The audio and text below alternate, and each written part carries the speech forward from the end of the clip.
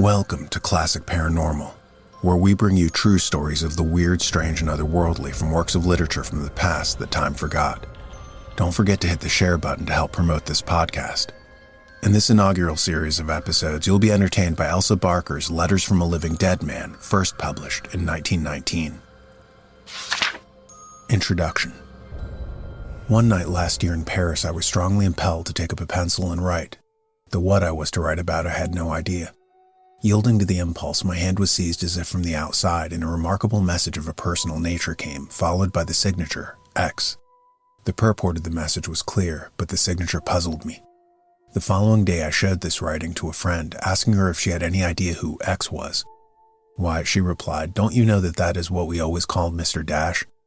I did not know. Now, Mr. Dash was 6,000 miles from Paris, and as we supposed, in the land of the living. But a day or two later, a letter came to me from America stating that Mr. Dash had died in the western part of the United States a few days before I received in Paris the automatic message signed X. So far as I know, I was the first person in Europe to be informed of his death, and I immediately called on my friend to tell her that X had passed out. She did not seem surprised and told me that she had felt certain of it some days before when I had shown her the X letter, though she had not said so at the time. Naturally, I was impressed by this extraordinary incident. X was not a spiritualist. I'm not one myself and never have been a spiritualist, and so far as I can remember, only two other supposedly disembodied entities had ever before written automatically through my hand. This had happened when I was in the presence of a mediumistic person. But the messages were brief, and I had not attached any great importance to the phenomena. In childhood, I had several times put my hand upon a planchette with the hand of another person, and the planchette had written the usual trivialities. On one occasion, some months before the first X letter, I had put my hand upon a planchette with the hand of a non-professional medium, and the prophecy of a fire in my home during a certain month in the following year was written, supposedly by a dead friend, which prophecy was literally verified, though the fire was not caused by my hand, nor was it in my own apartment. A few times, years before, I had been persuaded by friends to go with them to professional seances, and had seen so-called materializations. I had also seen independently a few appearances which I could not account for on any other hypothesis than that of apparitions of the dead. But to the whole subject of communication between the two worlds, I felt an unusual degree of indifference. Spiritualism had always left me quite cold, and I had not even read the ordinary standard works on the subject. Nevertheless, I had for a number of years almost daily seen hypnagogic visions, often of a startlingly prophetic character, and the explanation of them later given by X may be the true explanation. Soon after my receipt of the letter from America stating that Mr. Dash was dead, I was sitting in the evening with the friend who had told me who X was, and she asked me if I would not let him write again, if he could. I consented, more to please my friend than from any personal interest. And the message beginning, "I am here, make no mistake," came through my hand. It came with breaks and pauses between the sentences, with large and badly formed letters, but quite automatically, as in the first instance. The force used on this occasion was such that my right hand and arm were lame the following day. Several letters signed X were automatically written during the next few weeks. But instead of becoming enthusiastic, I developed a strong disinclination for this manner of writing and was only persuaded to continue it through the arguments of my friend that if X really wished to communicate with the world, I was highly privileged in being able to help him. X was not an ordinary person. He was a well-known lawyer nearly 70 years of age, a profound student of philosophy, a writer of books, a man whose pure ideals and enthusiasms were an inspiration to everyone who knew him. His home was far from mine, and I had seen him only at long intervals. So far as I remember, we had never discussed the question of post-mortem consciousness. Gradually, as I conquered my strong prejudice against automatic writing, I became interested in the things which X told me about the life beyond the grave. I had read practically nothing on the subject, not even the popular letters from Julia, so I had no preconceived ideas. The messages continued to come. After a while, there was no more lameness of the hand and arm, and the form of the writing became less irregular, though it was never very legible. For a time, the letters were written in the presence of my friend. Then X began to come always when I was alone. He wrote either in Paris or in London, as I went back and forth between those two cities. Sometimes he would come several times a week. Again, nearly a month would elapse without my feeling his presence. I never called him, nor did I think about him much between his visits. During most of the time, my pen and my thoughts were occupied with other matters. Only in one instance before the writing began had I any idea as to what the letter would contain. One night as I took up the pencil, I knew what X was going to write about. But though I remember the incident, I have forgotten to which message it referred. While writing these letters, I was generally in a state of semi-consciousness, so that until I read the message over afterwards, I had only a vague idea of what it contained. In a few instances, I was so near unconsciousness that as I laid down the pencil, I had not the remotest idea of what I had written. But this did not often happen. When it was first suggested that these letters should be published with an introduction by me, I did not take very enthusiastically to the idea. Being the author of several books, more or less well known, I had my little vanity as to the stability of my literary reputation. I did not wish to be known as an eccentric, a freak, but I consented to write an introduction stating that the letters were automatically written in my presence, which would have been the truth, though not all the truth. This satisfied my friend, but as time went on, it did not satisfy me. It seemed not quite sincere. I argued the matter out with myself. If, I said, I publish these letters without a personal introduction, they will be taken for a work of fiction, of imagination, and the remarkable statements they contain will thus lose all their force as convincing arguments for the truth of a hereafter. If I write an introduction stating that they came by supposedly automatic writing in my presence, the question will naturally arise as to whose hand they came through, and I shall be forced to evasion. But if I frankly acknowledge that they came through my own hand and state the facts exactly as they are, only two hypotheses will be open. First, that they are genuine communications from the disembodied entity. Second, that they are lucubrations of my own subconscious mind. But this latter hypothesis does not explain the first letter signed X, which came before I knew that my friend was dead. Does not explain it unless it be assumed that the subconscious mind of each person knows everything. In which case, why should my subconscious mind set upon a long and laborious deception of me on a premise which had not been suggested to it by my own objective mind, or that of any other person? That anyone would accuse me of deliberate deceit and romancing in so serious a matter did not then and does not now seem likely, my fancy having other and legitimate outlets in poetry and fiction. The letters were probably 2/3 written before this question was finally settled, and I decided that if I published the letters at all, I should publish them with a frank introduction stating the exact circumstances of their reception by me. The actual writing covered a period of more than 11 months. Then came the question of editing. What should I leave out? What should I include? I determined to leave out nothing except personal references to X's private affairs, to mine, and to those of his friends. I have not added anything. Occasionally, when X's literary style was clumsy, I have reconstructed a sentence or cut out a repetition. But I have taken far less liberty than I used as an editor to take with ordinary manuscripts submitted to me for correction. Sometimes X is very colloquial, sometimes he uses legal phraseology or American slang. Often he jumps from one subject to another as one does in friendly correspondence, going back to his original subject without a connecting phrase. He has made a few statements relative to the future life which are directly contrary to the opinions which I have always held. These statements remain as they were written. Many of his philosophical propositions were quite new to me. Sometimes I did not see their profundity until months afterwards. I have no apology to offer for the publication of these letters. They are probably an interesting document, whatever their source may be, and I give them to the world with no more fear than when I gave my hand to X in the writing of them. If anyone asks the question, what do I myself think as to whether these letters are genuine communications from the invisible world, I should answer that I believe they are. In the personal and suppressed portions, reference was often made to past events and to possessions of which I had no knowledge, and these references were verified. This leaves untouched the favorite telepathic theory of the psychologists. But if these letters were telepathed to me, by whom were they telepathed? Not by my friend who was present at the writing of many of them, for their contents were as much a surprise to her as to me. I wish, however, to state that I make no scientific claims about this book, for science demands tests and proofs. Save for the first letter signed Mr. X before I knew that Mr. Dash was dead or knew who X was, the book was not written under test conditions, as the psychologists understand the term. As evidence of a soul's survival after bodily death, it must be accepted or rejected by each individual according to his or her temperament, experience, and inner conviction as to the truth of its contents. In the absence of X, and without some other entity on the invisible side of nature in whom I had a like degree of confidence, I could not produce another document of this kind. Against indiscriminate mediumship I have still a strong and ineradicable prejudice, for I recognize its dangers both of obsession and deception. But for my faith in X and the faith of my Paris friend in me, this book could never have been. Doubt of the invisible author or of the visible medium would probably have paralyzed both for the purposes of this writing. The effect of these letters on me personally had been to remove entirely any fear of death which I may ever have had, to strengthen my belief in immortality, to make the life beyond the grave as real and vital as the life here in the sunshine. If they can give even to one other person the sense of exultant immortality which they have given to me, I shall feel repaid for my labor. To those who may feel inclined to blame me for publishing such a book, I can only say that I have always tried to give my best to the world, and perhaps these letters are one of the best things that I have to give. Elsa Barker, London, 1913.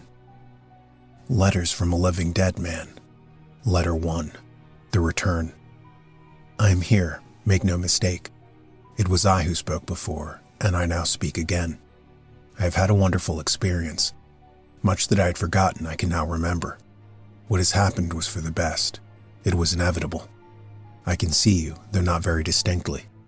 I found almost no darkness. The light here is wonderful, far more wonderful than the sunlight of the south. No, I cannot yet see my way very well around Paris. Everything is different. It is probably by reason of your own vitality that I am able to see you at this moment. Letter 2. Tell no man. I am opposite to you now in actual space. That is, I am directly in front of you, resting on something which is probably a couch or divan. It is easier to come to you after dark. I remembered on going out that you might be able to let me speak through your hand. I am already stronger. It is nothing to fear, this change of condition.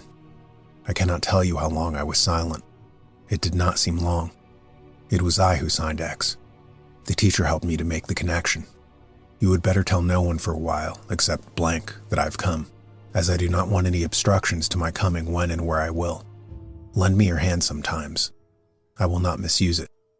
I'm going to stay out here until I'm ready to come back with power. Watch for me, but not yet. Things seem easier to me now than they seemed for a long time. I carry less weight. I could have held on longer in the body, but it did not seem worth the effort. I've seen the teacher. He is near. His attitude to me is very comforting. But I would like to go now. Good night. Letter 3. Guarding the door. You need to take certain precautions to protect yourself against those who press around me. You have only to lay a spell upon yourself night and morning. Nothing can get through that wall. Nothing which you forbid your soul to entertain. Do not let your energy get sucked out of you by these larvae of the Afterworld. No, they cannot annoy me, for I am now used to the idea of them. You have absolutely nothing to fear if you protect yourself. Letter 4. A Cloud in the Mirror. After a sentence had been half written, the writing suddenly stopped and was continued later. When you respond to my call, wipe clean your mind as a child wipes its slate when ready for a new maxim or example by its teacher. Your lightest personal thought or fancy may be as a cloud upon a mirror, blurring the reflection.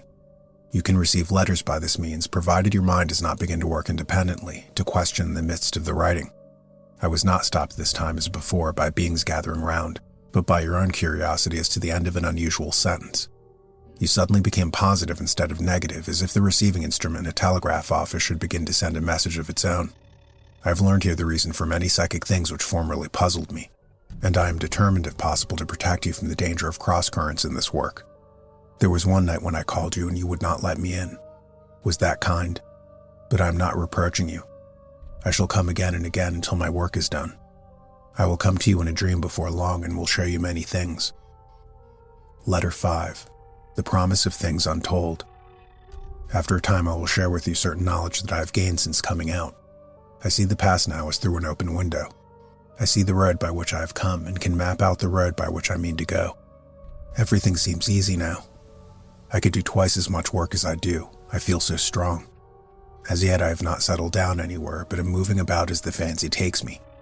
That is what I always dreamed of doing while in the body and never could make possible. Do not fear death, but stay on earth as long as you can. Notwithstanding the companionship I have here, I sometimes regret my failure in holding on to the world.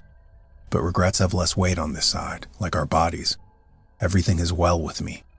I will tell you things that have never been told. Letter 6. The Wand of Will. Not yet do you grasp the full mystery of will. It can make of you anything you choose within the limit of your unit energy. For everything is either active or potential in the unit of force which is man. The difference between a painter and a musician, or between a poet and a novelist, is not a difference of qualities in the entity itself. For each unit contains everything except quantity, and thus has the possibilities of developing along any line chosen by its will.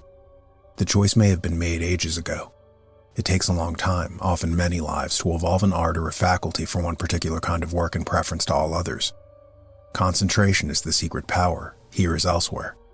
As to the use of willpower in your present everyday problems, there are two ways of using the will. One may concentrate upon a definite plan and bring it into effect or not according to the amount of force at one's disposal. Or one may will that the best and highest and wisest plan possible shall be demonstrated by the subconscious forces in the self and in other selves. The latter is a commanding of all environment for a special purpose instead of commanding or attempting to command a fragment of it. In this communion between the outer and inner worlds, you and the outer world are apt to think that we and ours know everything. You expect us to prophesy like fortune tellers and to keep you informed of what is passing on the other side of the globe. Sometimes we can, generally we cannot. After a while, I may be able to enter your mind as a master does and know all the antecedent thoughts and plans in it. But now I cannot always do so. For instance, one night I looked everywhere for blank and could not find him. Perhaps it is necessary for you to think strongly of us to make the way easiest. I am learning all the time. The teacher is very active in helping me. When I am absolutely certain of my hold upon your hand, I shall have much to say about the life out here. Letter 7. A light behind the veil. Make an opening for me sometimes in the veil of dense matter that shuts you from my eyes. I see you often as a spot of vivid light, and that is probably when your soul is active with feeling or your mind keen with thought. I can read your thoughts occasionally, but not always. Often I try to draw near and cannot find you. You could not always find me, perhaps, should you come out here. Sometimes I'm all alone, sometimes I'm with others. Strange, but I seem to myself to have quite a substantial body now, though at first my arms and legs seemed sprawling in all directions. As a rule, I do not walk about as formerly, nor do I fly exactly, for I have never had wings. But I manage to get over space with incredible rapidity. Sometimes, though, I walk. Now, I want you to do me a favor. You know what a difficult job I often had to keep things going, yet I kept them going.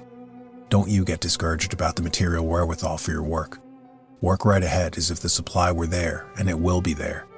You can demonstrate it in one way or another. Do not feel weak or uncertain, for when you do, you drag me back to earth by force of sympathy. It is as bad as grieving for the dead. Letter 8. The iron grip of matter. To a man dwelling in the invisible, there comes a sudden memory of earth. Oh, he says, the world is going on without me. What am I missing? It seems almost an impertinence on the part of the world to go on without him. He becomes agitated. He is sure that he is behind the times, left out, left over. He looks about him and sees only the tranquil fields of the fourth dimension. Oh, for the iron grip of matter once more. To hold something in taut hands. Perhaps the mood passes, but one day it returns with redoubled force. He must get out of the tenuous environment into the forcibly resistant world of dense matter. But how? Ah, he remembers. All action comes from memory. It would be a reckless experiment had he not done it before. He closes his eyes, reversing himself in the invisible. He is drawn to human life, to human beings in the intense vibration of union. There is sympathy here, perhaps the sympathy of past experience with the souls of those whom he now contacts. Perhaps only sympathy of mood or imagination. Be that as it may, he lets go his hold upon freedom and triumphantly loses himself in the lives of human beings. After a time, he awakes to look with bewildered eyes upon the green fields and the round, solid faces of men and women. Sometimes he weeps and wishes himself back. If he becomes discouraged, he may return, only to begin the weary quest of matter all over again. If he is strong and stubborn, he remains and grows into a man. He may even persuade himself that the former life in tenuous substance was only a dream, for in dreams he returns to it, and the dream haunts him and spoils his enjoyment of matter. After years enough, he grows weary of the material struggle. His energy is exhausted. He sinks back into the arms of the unseen, and men say again with bated breath that he is dead. But he is not dead. He has only returned whence he came.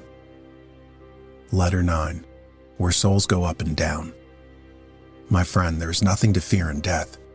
It is no harder than a trip to a foreign country, the first trip to one who has grown oldish and settled in the habits of his own more or less narrow corner of the world.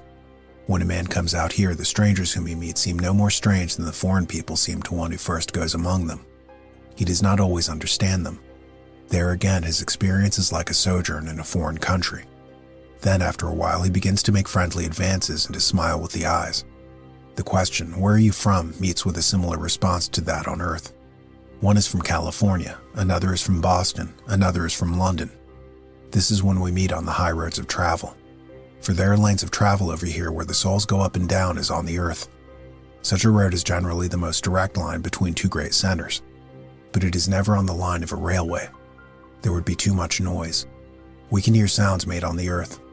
There is a certain shock to the etheric ear which carries the vibration of sound to us. Sometimes one settles down for a long time in one place. I visited an old home in the state of Maine where a man on this side of life had been stopping for I do not know how many years. He told me that the children had grown to be men and women, and that a colt to which he became attached when he first came out had grown into a horse and had died of old age. There are sluggards and dull people here as with you. There are also brilliant and magnetic people whose very presence is rejuvenating. It seems almost absurd to say that we wear clothes the same as you do, but we do not seem to need so many. I have not seen many trunks, but then I have been here only a short time. Heat and cold do not matter much to me now, though I remember at first being rather uncomfortable by reason of the cold, but that is past. Letter 10. A rendezvous in the fourth dimension. You can do so much for me by lending me your hand occasionally that I wonder why you shrink from it. This philosophy will go on being taught in the world and all over the world. Only a few perhaps will reach the deeps of it in this life, but a seed sown today may bear fruit long hence. Somewhere I have read that grains of wheat which had been buried with mummies for 2,000 or 3,000 years had sprouted when placed in good soil in our own day. It is so with the philosophic seed. It has been said that he is a fool who works for philosophy instead of making philosophy work for him. But a man cannot give to the world even a little of a true philosophy without reaping sevenfold himself, and you know the biblical quotation which ends, "And in the world to come eternal life."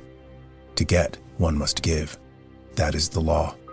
I can tell you many things about the life out here which may be of use to others when they make the great change. Almost everyone brings memory over with them. The men and women I have met and communed with have had more or less vivid recollection of their earth life. That is, most of them. I met one man who refused to speak of the earth and was always talking about going on. I reminded him that if he went on far enough, he would come back to the place from which he started. You have been curious perhaps as to what we eat and drink, if anything. We certainly are nourished, and we seem to absorb much water. You also should drink plenty of water. It feeds the astral body. I do not think that a very dry body would ever have enough astral vitality to lend a hand to a soul on this plane of life as you are doing now. There is much moisture in our bodies over here. Perhaps that is one reason why contact with the so-called spirit sometimes gives warm-blooded persons a sense of cold, and they shiver. It is something of an effort on my part also to write like this, but it seems to be worthwhile. I come to the place where I feel that you are. I can see you better than most others. Then I reverse. That is, instead of going in as I used to do, I go out with great force and in your direction. I take possession of you by a strong propulsive effort. Sometimes the writing is stopped suddenly in the midst of a sentence. That was when I was not properly focused. You may have noticed when reversing and shutting away the outside world that a sudden noise or maybe a wandering thought would bring you right out again. It is so here. Now about this element in which we live. It undoubtedly has a place in space, for it is all around the earth. Yes, every tree visible has its invisible counterpart. When you, before sleep, come out consciously into this world, you see things that exist or have existed in the material world also. You cannot see anything in this world which is not a physical counterpart in the other. There are, of course, thought pictures, imaginary pictures, but to see imaginatively is not to see on the astral plane. Not by any means.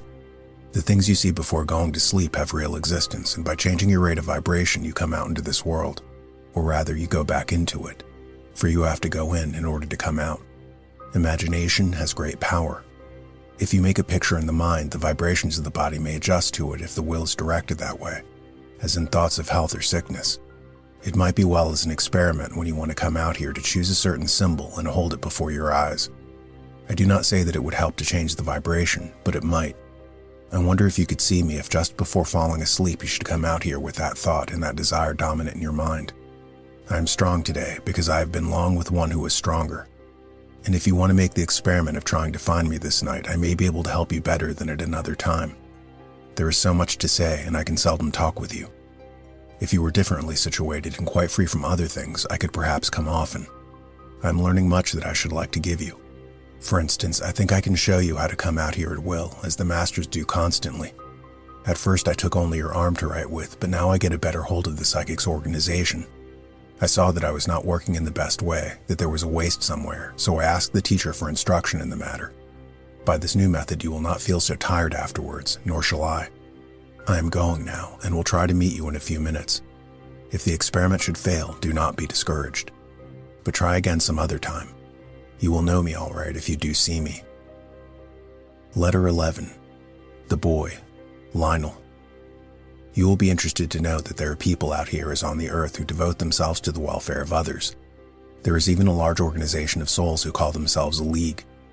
Their special work is to take hold of those who have just come out, helping them to find themselves and to adjust to the new conditions. There are both men and women in this league. They have done good service. They work on a little, I do not want to say higher plane than the Salvation Army, but rather a more intellectual plane. They help both children and adults. It is interesting about the children. I have had no time yet to observe all these things for myself. But one of the league workers tells me that it is easier for children to adjust themselves to the changed life than it is for grown persons. Very old people are inclined to sleep a good deal, while children come out with great energy and bring with them the same curiosity that they had in earth life. There are no violent changes. The little ones grow up, it is said, about as gradually and imperceptibly as they would have grown on earth. The tendency is to fulfill the normal rhythm, though there are instances where the soul goes back very soon with a little rest. That would be a soul with great curiosity and strong desires. There are horrors out here, far worse than the horrors on earth. The decay from vice and intemperance is much worse here than there. I have seen faces and forms that were really frightful. Faces that seemed to be half decayed and falling in pieces. These are the hopeless cases, which even the League of Workers I spoke about leave to their fate. It is certain what the fate of such people will be. Whether they will incarnate or not in this cycle, I do not know. The children are so charming. One young boy is with me often. He calls me father and seems to enjoy my society. He would be, I should think, about 13 years old, and he has been out here some time. He could not tell me just how long, but I will ask him if he remembers the year, the calendar year in which he came out. It is not true that we cannot keep our thoughts to ourselves if we are careful to do so. We can guard our secrets if we know how. That is done by suggestion or laying a spell. It is, though, much easier here than on earth to read the minds of others. We seem to communicate with one another in about the same way that you do. But I find as time goes by that I converse more and more by powerful and projected thought than by the moving of the lips. At first I always opened my mouth when I had anything to say. It is easier now not to do so, though I sometimes do it still by force of habit. When a man has recently come out, he does not understand another unless he really speaks. That is, I suppose, before he has learned that he can also talk without using much breath. But I was telling you about the boy. He is all interest in regard to certain things I have told him about the earth, especially airplanes, which were not yet very practicable when he came out. He wants to go back and fly in an airplane. I tell him that he can fly here without one, but that does not seem to be the same thing to him. He wants to get his fingers on machinery. I advise him not to be in any hurry about going back. The curious thing about it is that he can remember other and former lives of his on earth. Many out here have no memory of their former lives before the last one than they had while in the body. This is not a place where everyone knows everything, far from it. Most souls are nearly as blind as they were in life. The boy was an inventor in a prior incarnation, and he came out this time by an accident, he says. He should stay here a little longer, I think, to get a stronger rhythm for a return. That is only my idea.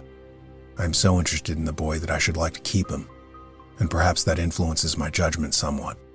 You see, we are still human. You asked me some questions, did you not? Will you speak them aloud? I can hear. Yes, I feel considerably younger than I have felt for a long time, and I am well. At first I felt about as I did in my illness, with times of depression and times of freedom from depression.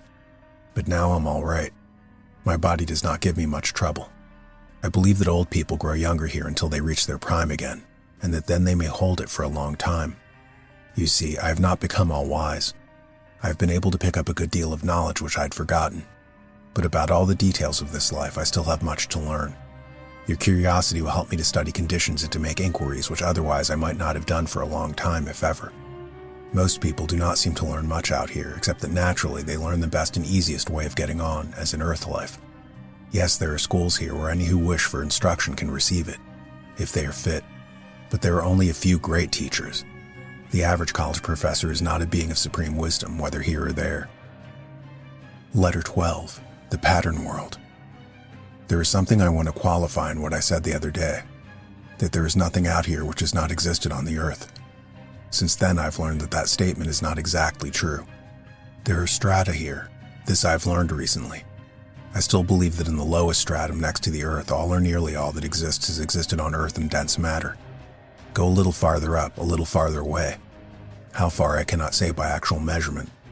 But the other night in exploring, I got into the world of patterns, the paradigms, if that is the word, of things which are to be on Earth.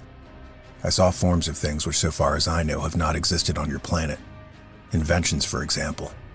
I saw wings that man could adjust to himself. I also saw new forms of flying machines. I saw model cities and towers with strange wing-like projections on them, of which I could not imagine the use. The progress of mechanical invention has evidently only begun. Another time I will go on farther up in that world of pattern forms and see if I can learn what lies beyond it. Bear this in mind, I merely tell you stories as an earthly traveler would tell of the things I see. Sometimes my interpretation of them may be wrong. When I see in the place which we will call the pattern world, I saw almost nobody there. Only an occasional lone voyager like myself. I naturally infer from this that but few of those who leave the Earth go up there at all. I think from what I've seen and from conversations I've had with men and women's souls that most of them do not get very far from the Earth, even out here. It is strange, but many persons seem to be in the regular Orthodox heaven, singing in white robes with crowns on their heads and with harps in their hands. There is a region which outsiders call the heaven country. There is also, they tell me, a fiery hell with at least the smell of brimstone. But so far I have not been there. Someday when I feel strong I will look in. And if it is not too depressing I will go farther, if they will let me. For the present I am looking about here and there, and I have not studied carefully any places yet. I took the boy, whose name by the way is Lionel, out with me yesterday. Perhaps we ought to say last night, for your day is our night when we are on our side of this great hollow sphere. You and the solid earth are in the center of our sphere. I took the boy out with me for what you would call a walk. First we went to the old quarter of Paris where I used to live in a former life. But Lionel could not see anything, and when I pointed out certain buildings to him, he asked me quite sincerely if I were dreaming. I must have some faculty which is not generally developed among my fellow citizens in the astral country. For when the boy found that Paris was only a figment of my imagination, he used to live in Boston. I took him to see heaven. He remarked, "Why, this must be the place my grandmother used to tell me about. But where is God?" That I could not tell him. But on looking again, we saw that nearly everybody was gazing in one direction. We also gazed with the others and saw a great light like the sun, only it was softer and less dazzling than the material sun. That, I said to the boys, what they see who see God. And now I have something strange to tell you. For as we gazed at that light, slowly there took form between us and it the figure which we are accustomed to see represented as that of the Christ. He smiled at the people and stretched out his hands to them. Then the scene changed, and he had on his left arm a lamb. And then again he stood as if transfigured upon a mountain. Then he spoke and taught them. We could hear his voice, and then he vanished from our sight. Letter 13. Forms real and unreal. When I first came out here, I was so interested in what I saw that I did not question much as to the manner of the seeing. But lately, especially since writing that last letter or two, I have begun to notice a difference between objects that at a superficial glance seem to be of much the same substance. For example, I can sometimes see a difference between those things which have existed on Earth unquestionably, such as the forms of men and women, and other things which, while visualized and seemingly palpable, may be and probably are but thought creations. This idea came to me while looking on at the dramas of the heaven country, and it was forced upon me with greater power while making other and recent explorations in that which I have called the pattern world. Later I may be able to distinguish at a glance between these two classes of seeming objects. For example, if I encounter here a being, or what seems a being, and if I am told that it is some famous character in fiction, such as Jean Valjean in Hugo's Les Miserables, I shall have reason to believe that I have seen a thought form of sufficient vitality to stand alone as a quasi-entity in this world of tenuous matter. So far I have not encountered any such characters.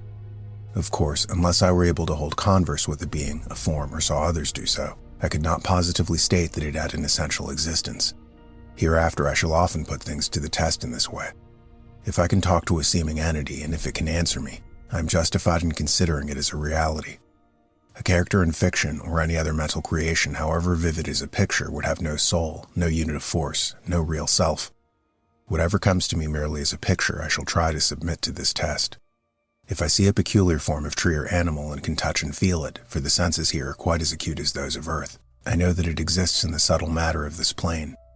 I believe that all the beings whom I have seen here are real, but if I can find one that is not, a being which I cannot feel when I touch it and which cannot respond to my questions, I shall have a datum for my hypothesis that thought forms of beings as well as things may have sufficient cohesion to seem real. It is undoubtedly true that there is no spirit without substance, no substance without spirit, latent or expressed. But a painting of a man may seem at a distance to be a man. Can there exist deliberate thought creations here, deliberate and purposive creations? I believe so. Such a thought form would probably have to be very intense in order to persist. It seems to me that I had better settle this question to my own satisfaction before talking any more about it. Letter 14. A folio of Paracelsus. The other day I asked my teacher to show me the archives in which those who had lived out here had recorded their observations, if such existed. He said, "You were a great reader of books when you were on Earth. Come." We entered a vast building like a library, and I caught my breath in wonder. It was not the architecture of the building which struck me, but the quantities of books and records. There must have been millions of them. I asked the teacher if all the books were here. He smiled and said, "Are there not enough? You can make your choice." I asked if the volumes were arranged by subjects. "There is an arrangement," he answered. "What do you want?" I said that I should like to see the books in which were written the accounts of explorations which other men had made in this, to me, slightly known country. He smiled again and took from a shelf a thick volume. It was printed in large black type. "Who wrote this book?" I asked. "There is a signature," he replied. I looked at the end and saw the signature. It was that used by Paracelsus. When did he write this? Soon after he came out. It was written between his Paracelsus life and his next one on Earth. The book which I had opened was a treatise on spirits, human, angelic, and elemental. It began with the definition of a human spirit as a spirit which had had the experience of life in human form. It defined an elemental spirit as a spirit of more or less developed self-consciousness which had not yet had that experience. Then the author defined an angel as a spirit of a high order which had not had and probably would not have in future such experience in matter.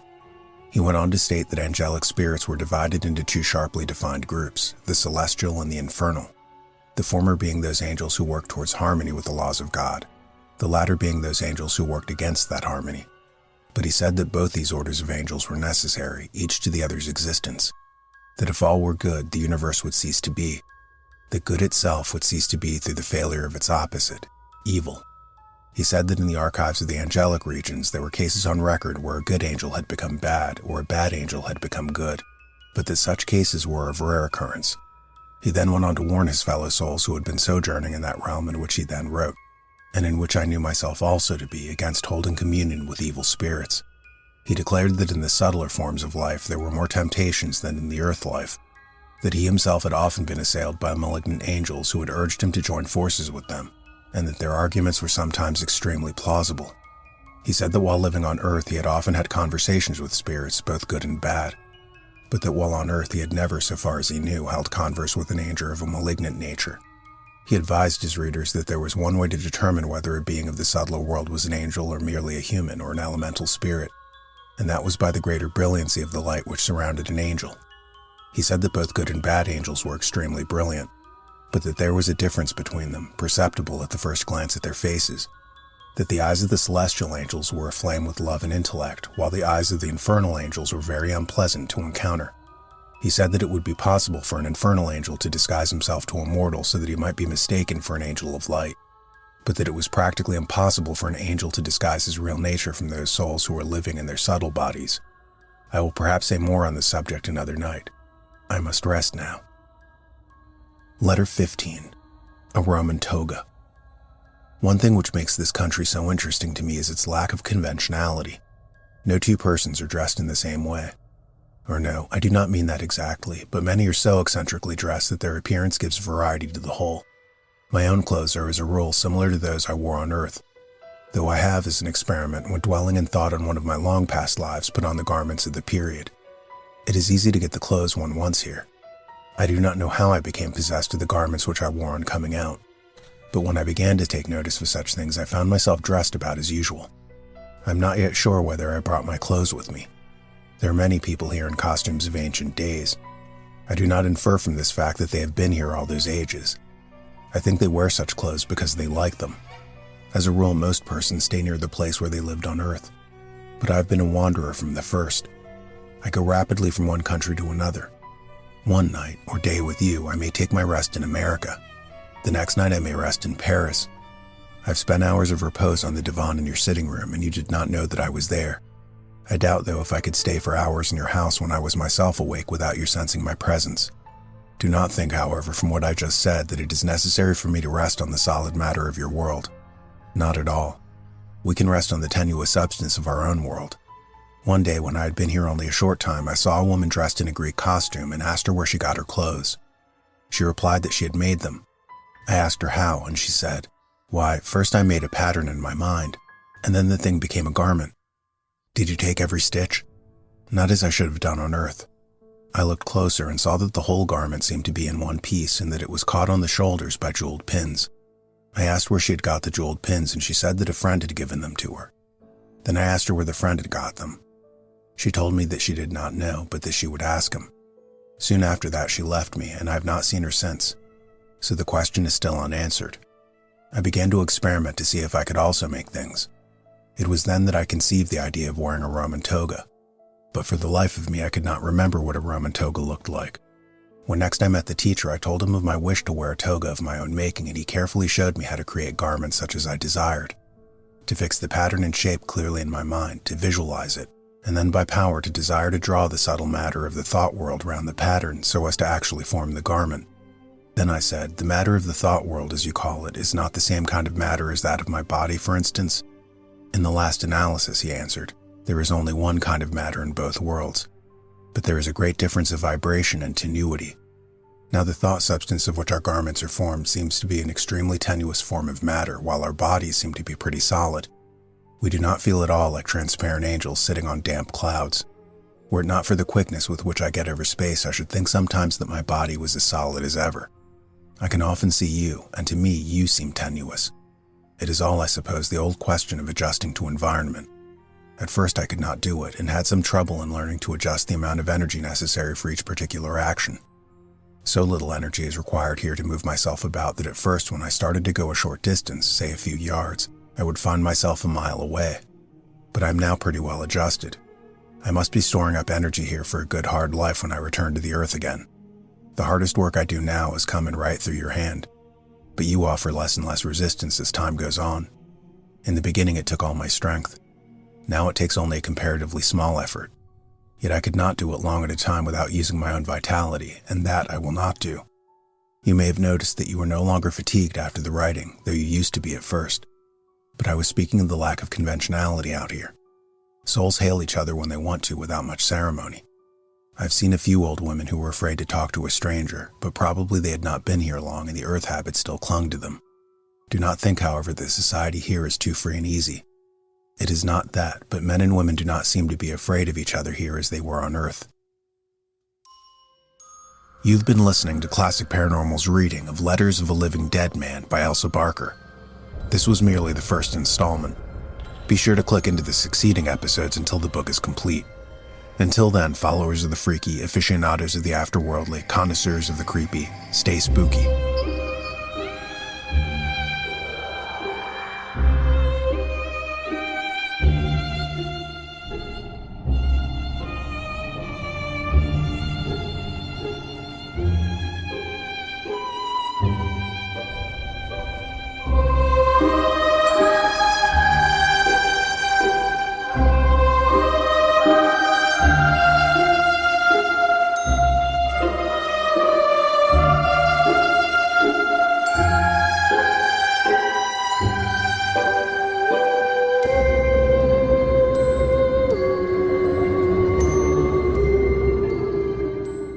Before you go, consider subscribing to my new podcast, Classic Paranormal. It's a clearinghouse for lost real-life accounts of true ghost stories. It's found on Apple Podcasts. Go there now if you're interested in enigmatic tales, chilling true accounts, chronicles from cases of the past that time has forgotten, but that the modern person who likes relaxing by a campfire swapping ghost stories might appreciate. As I said, the new podcast I'm launching is available on Apple Podcasts and Spotify, and there's a link in the description below on this video.